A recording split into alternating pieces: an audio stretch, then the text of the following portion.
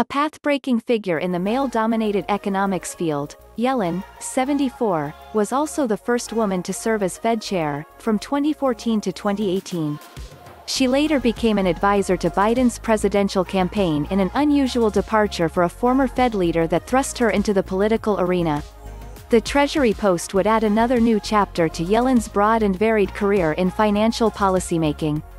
As secretary, she would represent the administration in global financial affairs and lead a sprawling department whose responsibilities range from the government's finances and tax collections to global currency markets, bank regulation and the printing of money. She would also be a key advisor to Biden and a public spokesperson for his economic agenda. As Treasury Secretary, Yellen would face a shaky U.S. economy, weakened by the pandemic recession and now in the grip of a surging viral epidemic that is intensifying pressure on businesses and individuals. Concern is rising that the economy could slide into a double-dip recession this winter as states and cities reimpose restrictions on businesses and consumers stay at home to avoid contracting the disease. Yellen would also have to take on the formidable task of helping negotiate economic policy with Senator Mitch McConnell, the Kentucky Republican who will remain Senate Majority Leader if his party wins at least one of two Senate runoff elections in Georgia in early January.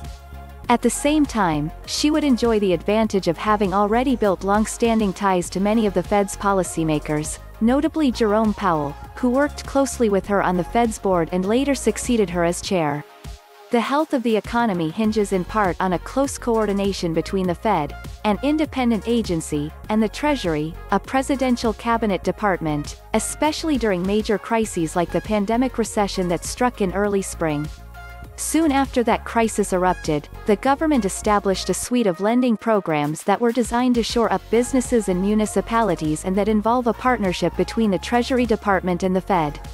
Before leading the Fed, Yellen was its vice chair for 4 years and previously was president of the Federal Reserve Bank of San Francisco for 6 years.